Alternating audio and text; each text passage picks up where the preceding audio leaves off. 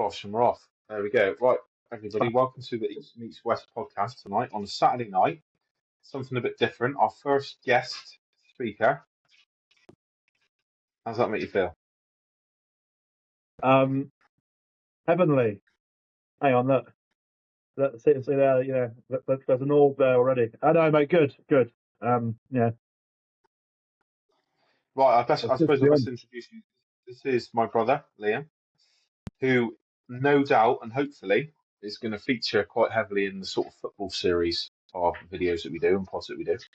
Nice. You were a little bit fuzzy there, mate. Is there anything we can do to? Obviously, this is more of a podcast than a video, really. So as long as we can hear you, that's the main thing.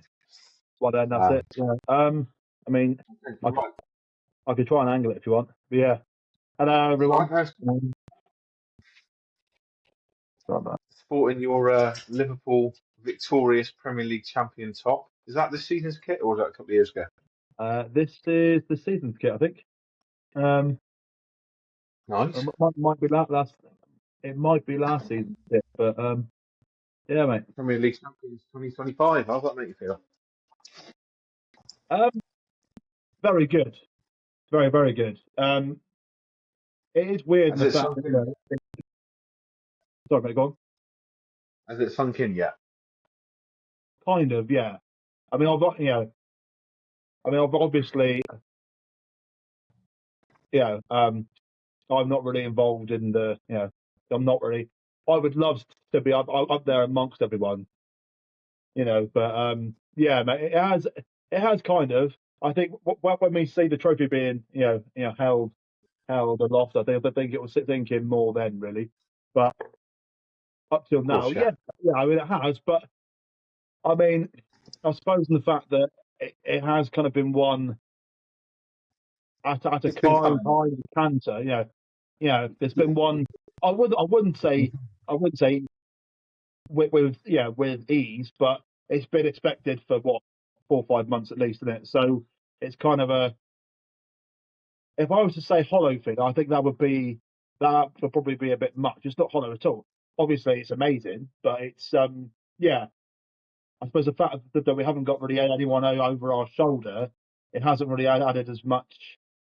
What's the word? I suppose the sort of drama has been removed.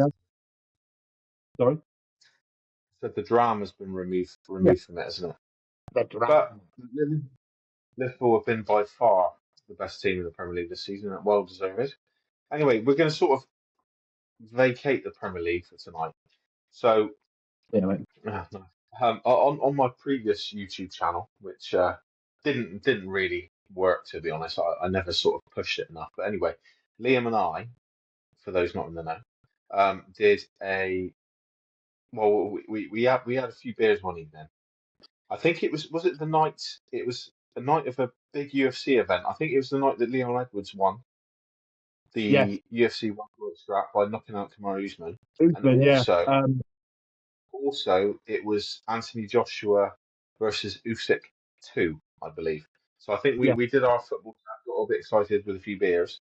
Then we watched Joshua Usyk, and then it was the UFC afterwards.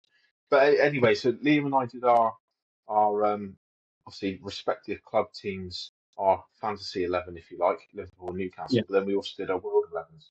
So for tonight, we're going to kick off with our World 11s, and Liam come up with the interesting idea of there's a few restrictions. So I initially imposed a restriction of no Messi, no Ronaldo, because I think it's just when you get to the spice of the team, the attacking forward. I mean, it's more than likely going to be a 4-3-3. I picked 4-3-3 tonight. That's 2 out of 3 gone straight away, so it sort of removes any interest. And then Liam took it a step further and said, why don't we have a stipulation of no Ballon d'Or winners, which made it very, very interesting. That was a good call, because there's a few Ballon d'Or winners that I would, Kaká, for example, is always going to be in my sort of World 11. So. He's gone. So I'm just going to, thanks for that, stitch me up. No, I'm just going to reel off, because I had a quick look on Wikipedia. I've not looked. I'm going to go from 19, there we go. I've done a bit of prep, but perhaps exposing my lack of knowledge. fire, I sort of like fired a shot in and just kind of left. You know what I mean? So, yeah, sorry Right. about Well, I've got the list of the last that. 30 from 1994 onwards. So if you do come a cropper, I'll have you. Right. So 1994, Stoichkov, who I believe was Barcelona. 95, George Weah. 96, a bloke called Sammer from Borussia Dortmund. 97, Ronaldo Nazario. 1998, Zinedine Zidane. So that's two out of my usual 11 Okay, gone. 1999, Rivaldo. 2000, Luis Figo. 2001, Michael Owen. 2002, Ronaldo Nazario again. 2003, can you carry it on? 2003. 2003 and 2004 are a little, not niche, but they're not. I thought Ronaldinho won it in 2004 and 5, but he's only won it in '05. Oh, So oh, 2003 was Nedved, I Juventus. was going to say Falcao, but that's Nah. obviously a bit early for him, isn't it? Yeah, And then 2004, Shevchenko, Andrei yeah. Shevchenko. 2005, Ronaldinho. 2006, the only defender in the, well, certainly in the last, this century, Fabio Fabio. Cannavaro. To- Yeah, sorry? yeah. It was him, wasn't Yeah. Kaká 2007. Then from 2008 to 2017, it's Ronaldo, Messi. it? 2018, Modric. Yeah, 2019, Messi. 2020, it didn't happen, which is unfortunate because I think Lewandowski probably should have deserved he it. could have got it anyway. I think. I think Yeah. they could have done it later that year, really. Yes, I agree. 2021, Messi. 2022, Benzema. 23, Messi, and current Ballon d'Or holder is obviously Rodri. So Rodri. I think should we crack at our teams? I've not done a bench. I've just got an 11 here.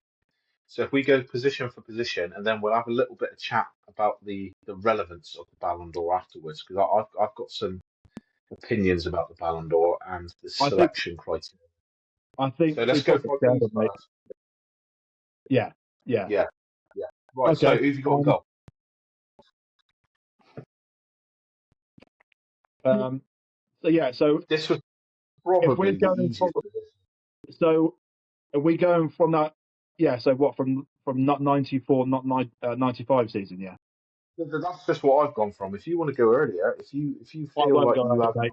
I won't some go certain because players, it's not really in my it's not in my lifetime.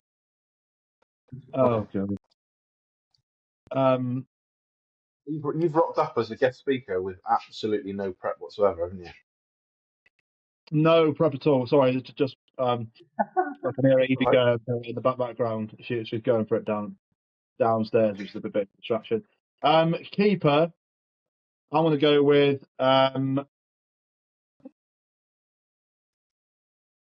Neuer.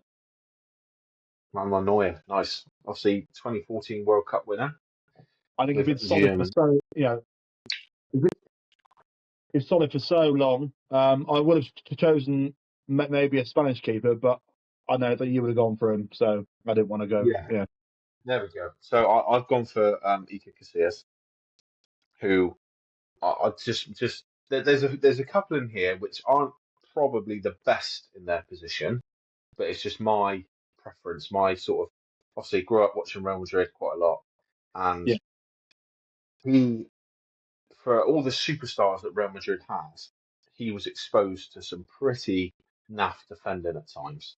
yes, And just one on one, fantastic, unbelievable. Right, what position? What formation? I'm assuming you've gone 4-3-3 to try and yeah. Um, squeeze in just just on talent. Iker Casillas, mate. Just with him, do you think maybe like the way in which he is held in terms of like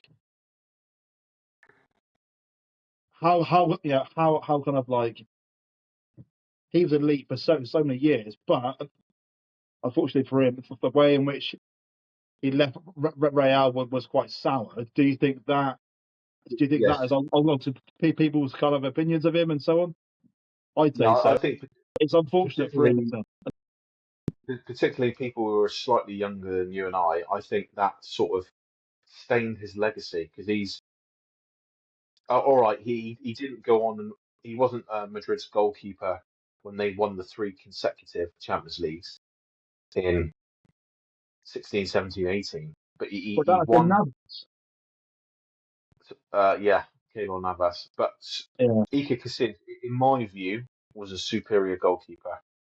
Um, he had a few testing times. He didn't. There was a there's a goalkeeper who Jose brought in called, was it Diego Lopez or something like that? Yeah, yeah, yeah, yeah, Who Jose preferred, but then he made his way back into the team, and obviously won the Champions League in 2002 with obviously the Zidane goal, and then won the yeah, Champions League again 12 years later, the La yeah. Decima against Atletico Madrid, and lifted the cup as captain. So, but the unbelievable and pretty much ever present for the Real Madrid, ever present for Spain, head and shoulders above anyone Oh, else eligible yeah.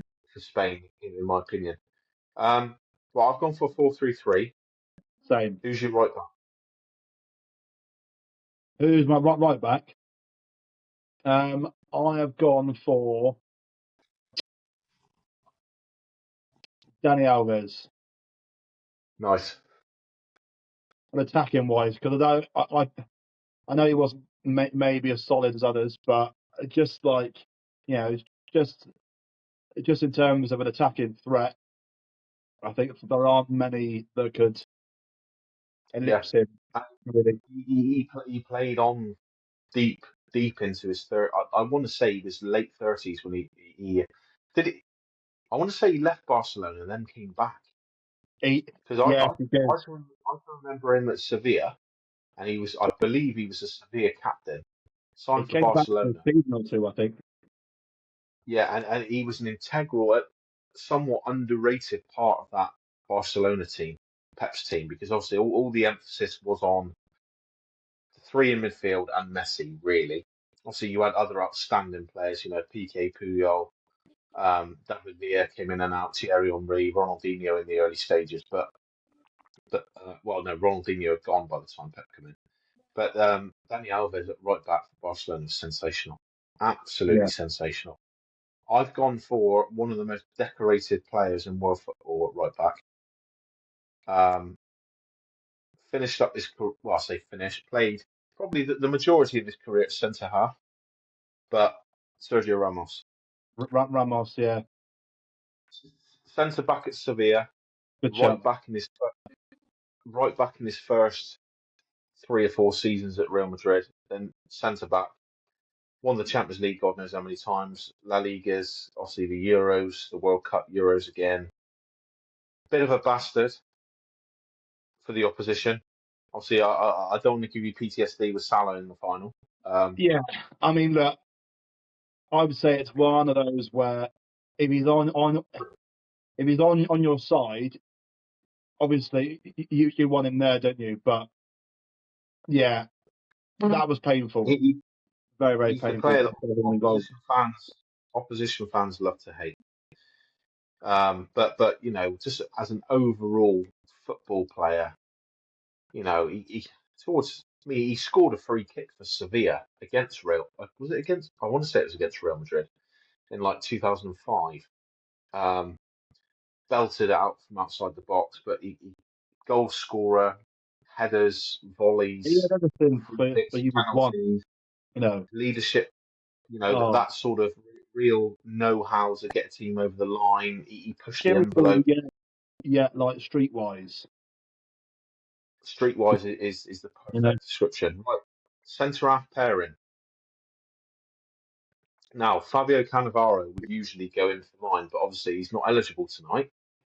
So, who have you got as your centre halves? I've got one nailed on, and my other, my left-sided centre back, I'm a little, or yeah, one of my centre backs are nailed on. The other, it's between two. I'm like, oh, I don't know. So if we're going from the 30-year period, oh, I could have gone. I'll go for Maldini. I'm not sure if he ever won a Ballon d'Or. I don't think so. No. I mean, Well, certainly not within this time period. And I no, don't think he ever. yeah, and I mean, he should have done. I'll go for him on. Is he left foot or right foot? Left. Left, wouldn't he? Okay. So I'll go him left. I mean, you could say Nesta maybe, but to mix it up a bit, I'm going to go with Virgil van Dijk. I think So on you've that got Van last, Dijk and Maldini. yeah, Nice. I know That's that many you. people say, oh, yeah, but I think, sorry, I think for the last like 10 years, well, last sort of 8 years at least, he's been far and away, the sort of standout in the world, isn't he? In that, the centre back role. I I can't. would say so. There isn't He really sort of anyone who was come close to him. So you know, he sort of took over the mantle from, like you said, love him or hate him. Sergio Ramos was top notch, top. and Oh I yeah, think Van Dijk took that mantle on. Maldini and Van Dijk, that is imperious.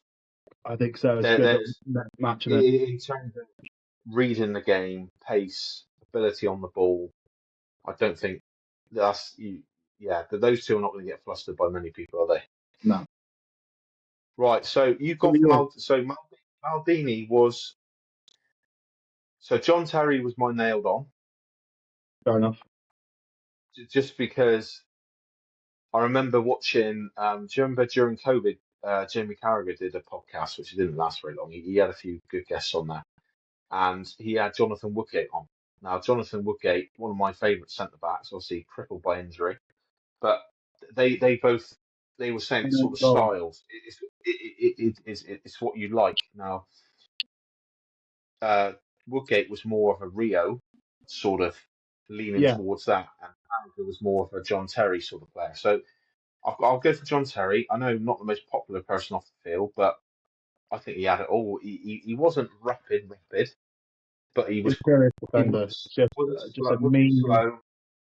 Could head everything. Passing's underrated. He used to play as a right-footed player on the left side. Clip lovely left-foot diagonals Oh, mate. across. To think that he won the title in 05 and 06 with Chelsea, and then Was that the um, season that for the only I think yeah, him and what's the other guy called Carvalho? I think they set a record. They only yeah, Chelsea conceded in 15 04-05. goals. Yeah, only 15 goals conceded in the Premier League, which Crazy. is you think about the attacking talent that was around back Exactly. then. I can't We see just that. if we I think just the go record strike, that won't. I can't see it being, you know, no, eclipsed. You know. Yeah, but sorry, no. go I on. mean, Go on. if you think of the strike, all right, Shearer was winding down. That was his penultimate season, but you had Thierry Henry, Bergkamp, Rooney. Wayne Rooney, Cristiano Rooney. Ronaldo had only just arrived, but you know that there's and that's only a couple of teams. You know, you go back then through even players like Andy Johnson for Palace. I know he then went to Everton, but you know Jermaine Defoe. Oh, I'm missing loads, but there's loads. So I've gone for John Terry, and I was if and enamored between Maldini and Nesta. Because you've gone Maldini, I'll go for Nesta. Fair enough. Just Yeah. smooth, Imperial. smooth. Just smooth operator. Yeah. Just your sort of archetypal Italian centre half. There's probably been better Italian centre halves if we go back years, Baresi and people like that. But from what I saw of Nesta, you know that AC Milan team that lost to Liverpool in the Champions League final. On Crazy thing. paper, I know football's played on grass, but on paper that 11 was unbelievable. There aren't And he was, many so good. So good. yeah. Right, left back. Ashley Cole. Do you know what? Ashley Cole is the best left back I've seen play overall. However, I've gone for a bit of nostalgia. I know I've you gone want to think. for. I was thinking about Maldini at left back, and I thought I would always prefer Maldini centre half, even though I didn't play him anyway. But I've gone for Roberto Carlos. Of course, yeah. Not Yeah. in the same, not in the same league as Ashley Cole. defensively, but in terms of Samba football, you think of Oh, the just free like kicks, bombing up and down the wing. enjoyment. Obviously, Football is growing up, enjoyment. obviously I only played a couple of seasons of youth football. I played as a fullback, and he was the fullback I wanted to be like. Do you know what I mean? Um, so yeah, Roberto Carlos. But let's I am talk not about. now, mate. See, you know what I mean?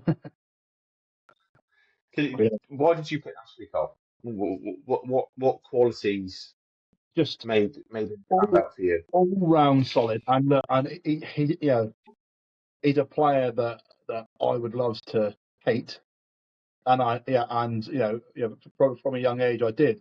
I mean that's obviously both on and off the field, but he, I mean he was just so good for many so many years. He obviously made that made that move across London, which as he is a pariah now for Chelsea fans, and obviously he's widely loathed in Arsenal camps. But I don't think either camp, especially those in Arsenal, no one can then say point of an at him and say, oh, well, he was this, he was shit, he was that, because he just wasn't. He was very solid. You know. Yeah, I couldn't disagree with any of that. Yeah. To be honest, right? Can you rattle through your midfield for me, please? Yeah, mate. Fine. I think I'd say Stevie G. I mean, there's not much else that I can say about him. Just I think all round across various years. From when he's like started as kind of a number like 8. Advanced once sort of Lonzo arrived into number 10, and then as he got older, advanced he then obviously fell back into to a number 6 role. But I think in terms of all round, you cannot get many, if any, that are that are at his level. So Stevie G, I've gone with a 4-4-3-3. I've gone with like a 4 like flat 3. I've not gone with an attacking mid. But it's kind of it's kind of like a 4-3-3, but not really with a holding player. So Gerard, I would have said Yeah, Modric, but my own rule was kind of ruled that one out because I think he's proper class. So going off, going off piece there. Do you think Modric has sort of, with his longevity, broken into the Xavi Iniesta sort of standard? I think he tops it. I Yeah, think honestly because I think if you look at Xavi, obviously, you know, um, incredible player, but he retired at what 34, I think, maybe a year earlier. Iniesta played on, but he played in Japan. And then Modric at the same age that they had stopped. Modric was within he's since what I mean. I think in the club's history for Real, isn't he for most? He's won I think now he's won the most amount of trophies and so on, which is not always it's not always a marker, is it? But I think for him, I impressive. think he's still he still plays, and without sounding rude, in a club that is so ruthless, with like if someone who is it was maybe sort of been there 4 or 5 years or whatever, and is maybe like a yard off it, that they will fucking bin him. But I think with him, he's Well, that good that they're not really, it's, you know. Um, it's not just Madrid. The Spanish media, people forget. In his debut season at Real Madrid, Marca, the obviously the big time Spanish Madrid-based football newspaper, they voted in the worst signing of the season, which Yeah, just goes to show. crazy Right, stuff. so I've interrupted you there. You've got Gerard. Gerard, and then I will probably go with Iniesta, in fairness to him, because Yeah, and then I've not thought. Ooh, hmm, um, Gerard, Iniesta.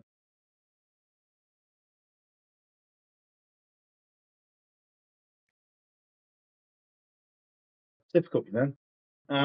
Sorry. this is why it's Let me worth think. having a look Yeah, it is. Yeah, before. yeah. Sorry. Right, I'll tell you while you're thinking, I'll go for my Sorry. three. Uh, well, two out of three are the same as yours. You may even match my midfield. Steven Gerrard, Andres Iniesta. Like you said, Gerrard to me, the ultimate midfield player. No weakness. Quick, powerful, strong, tactically aware. Can shoot from outside the box. Could score poacher goals. Good dribbler. Underrated passer. Header of Yeah, the ball, clutch player, big moments, leadership, everything. So much so when you have the Gerrard Scholes Lampard debate, which perhaps we'll yeah. do another time, I don't think it's particularly close, to be honest. I think every attribute that the other two have got, he's got in abundance as well. Of course So it does. Stevie G is the heartbeat of my midfield. Andres Iniesta. In the Iniesta shabby debate, I would always pick Iniesta personally. Yeah. Um, just an absolute wizard, He absolute just think wizard. he did more, didn't he? You know, I know he's, I know like he would play it in a slightly advanced role, but he was always, you know, he was always involved. Yeah, Obviously, he just an scored a goal, absolute didn't he, in the World World Cup Cup final. final? Yeah, which is obviously massive. You know, Genius player, dribbling, the goals he scored, the assists, the passing. He just had a feel for the tempo of the game, comfortable yeah, receiving the ball anywhere in the pitch. Unbelievable. Then I've got a bit of a conductor behind them, a player who I've grown to appreciate the older I've got is Andrea Pirlo. Pirlo. Pirlo. Um, I think that three. All right, we're picking a team of individuals, but Gerrard is the driving force. Iniesta is the intricacies, and Pirlo is just gonna sit back and just ping that ball and read the game. You remember that the England Italy Euro 2012, he completely bossed that game, and it goes to show that he was a mainstay in that unbelievable diamond for AC Milan. Gattuso, Pirlo, Seedorf, and Kaká. And then AC Milan decided they wanted no more of him. He went to Juventus, and he just got a second wind. Went to Juventus and just dragged them along. It's no coincidence. Yeah, it's no coincidence. Sorry, go on.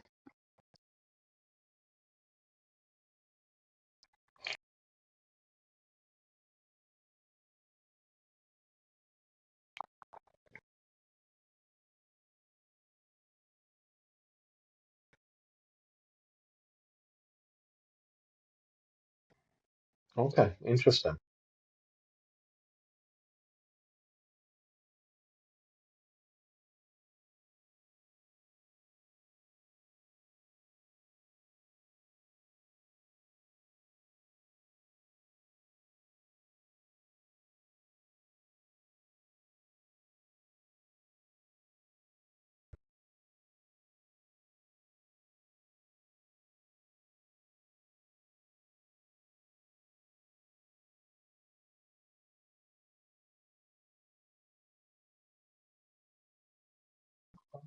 Okay.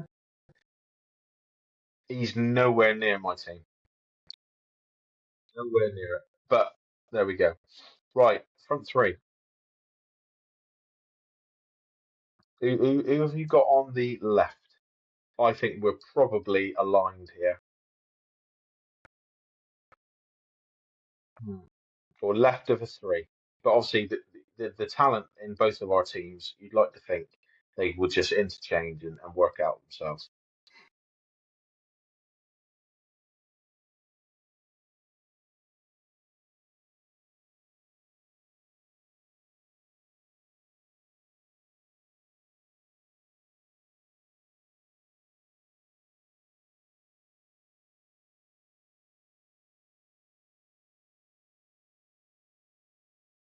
Well,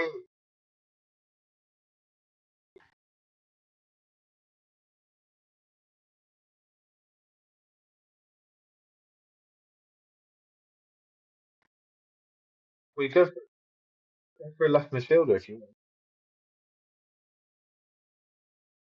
want. Oh, do you know what? I didn't even consider Bale. That is a cracking show. Yeah. Much the same as Casillas with Madrid, that they sort of burnt his legacy. But for a for a spell, oh my, for a good 4 or 5 years, he was supreme, wasn't he? Right.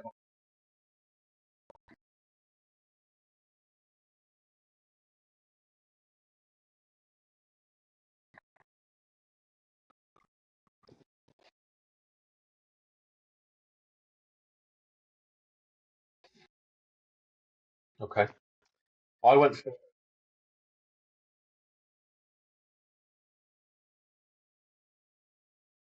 I went for Thierry Henry off the left. I think Iniesta and Henry interchanging would be something quite special. Now, centre forward, I've initially I've initially written down Alan Shearer. However, I'm going to change that. I think Shearer deserves to be in there, but I didn't watch Alan Shearer much when he was still playing. Obviously, I've seen all his. I've probably seen every goal he scored, particularly for Newcastle in YouTube clips and documentaries and stuff. But I started following Newcastle in like 2007, 2008. Obviously, he retired in '06. So for authenticity, I'm going to take Alan Shearer out. I'm going to put Luis Suarez. Luis Luis Suarez, and he can interchange with who I've got on the right hand side because the person I've got on the right hand side is more centre, more suited to the centre, but that they would work it out themselves. No one's going to push Henri off the left, but so I've gone Thierry Henry. Sorry, Big Al. Cheer up. I'm going to put Suarez in. Who's your forward? We'll get to that. I was tempted to put Mo Salah, but I thought I'm not going to go with anyone still playing.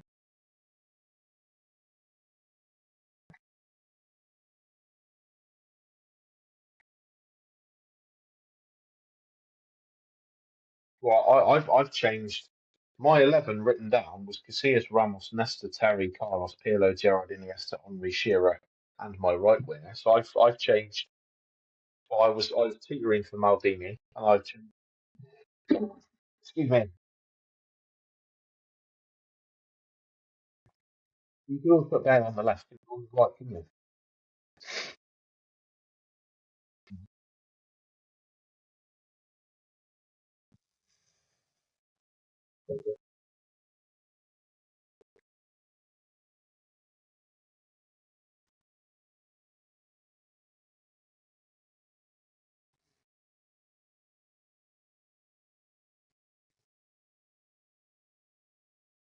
Rooney, Rooney, perhaps.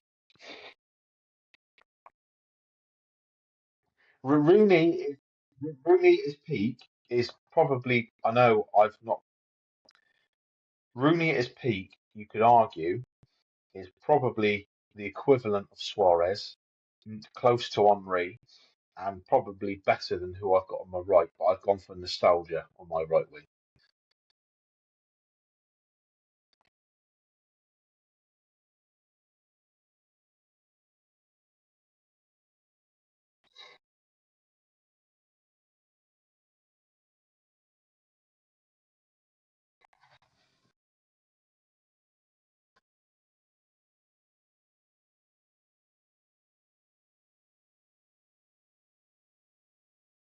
Suarez for Barcelona was an absolute freak. He's third in the all-time Barcelona scoring charts. That is unreal. Because- but- but-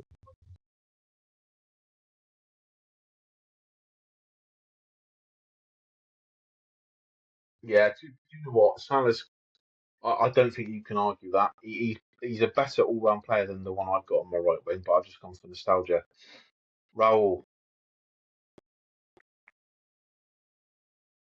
I absolutely loved Raul. And I'm looking at it now, obviously Raul in his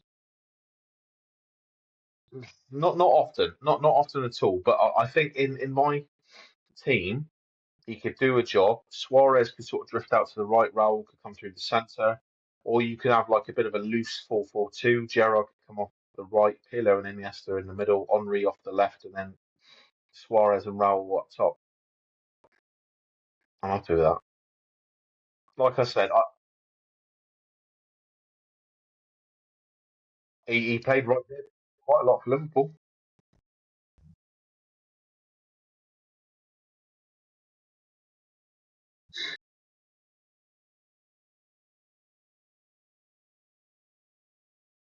I think he probably hated it in Benitez's very stiff, sterile system.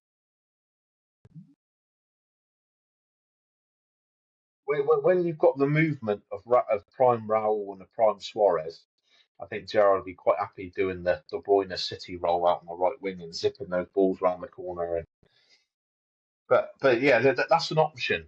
I want Gerrard in the middle, but that would be an option. Iniesta could totter out to the right hand side if needs be.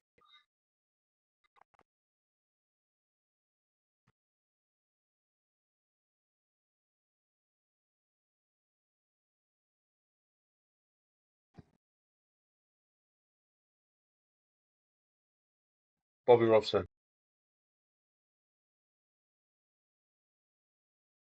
I just think it's the Newcastle connection, but also Bobby was a manager,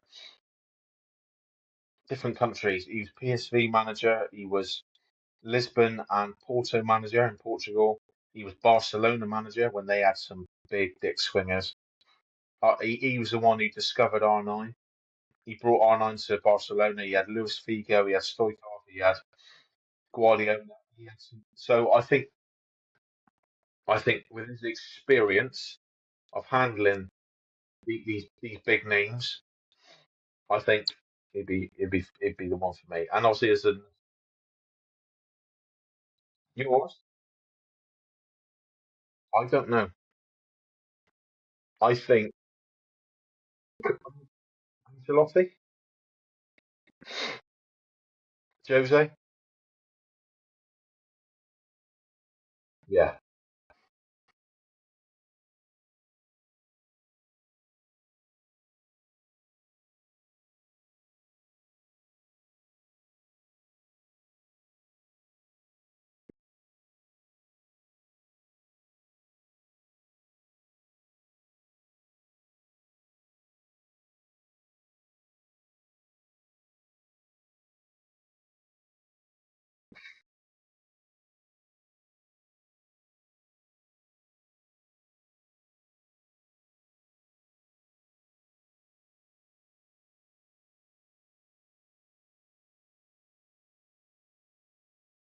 yeah.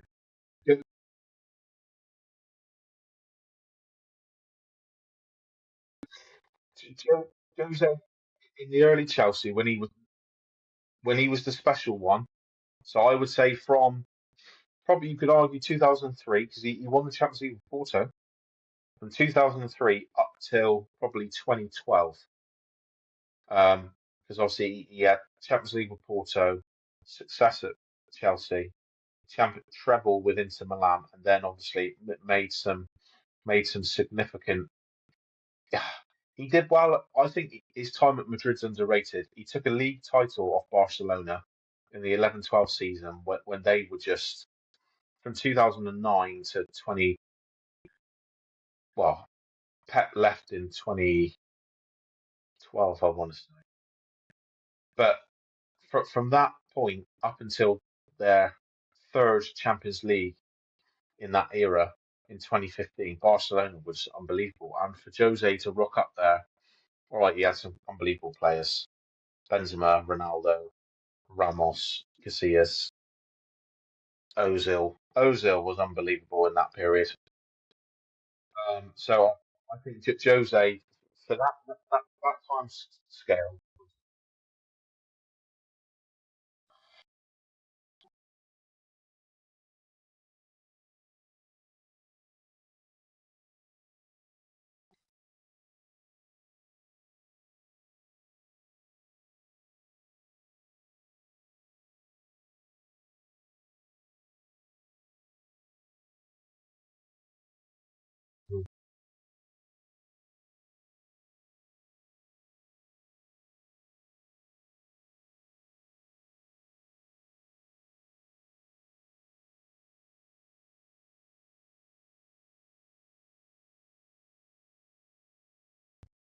yeah,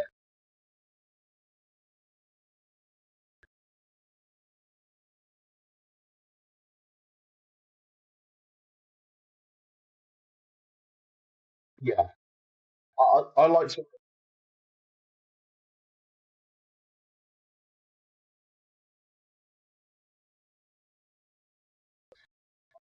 I like to remember Jose when he first turned up in the Premier League, when he had that glint in his eye, dripping in charisma, much like Jurgen for the majority of his time at Liverpool. And then he sort of left after Man United and Tottenham. He was ground down and he'd aged. And but I like to remember that twinkle in his eye, Jose the special one.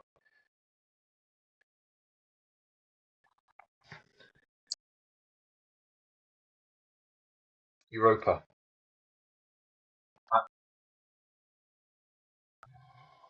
I, I, I'm not sure.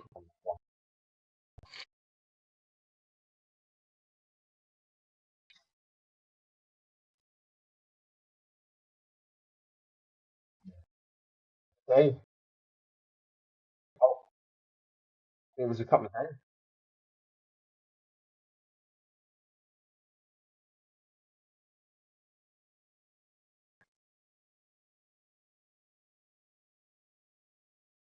Yeah, yeah.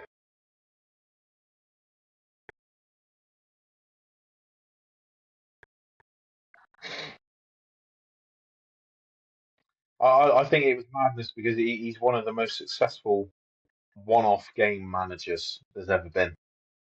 Yeah, yeah. Right, Liam. I think we're going to wrap it up there. Thank you very much for your contribution, and no doubt we'll see you on the channel again. So this is, like I said, episode two of East meets West, and straight away we've got rid of the East because Edge is busy. West and West tonight. But yeah, thank you everyone for watching, listening. Please like, comment, subscribe, and see you on the next one. Thank you very much, Liam. All the best.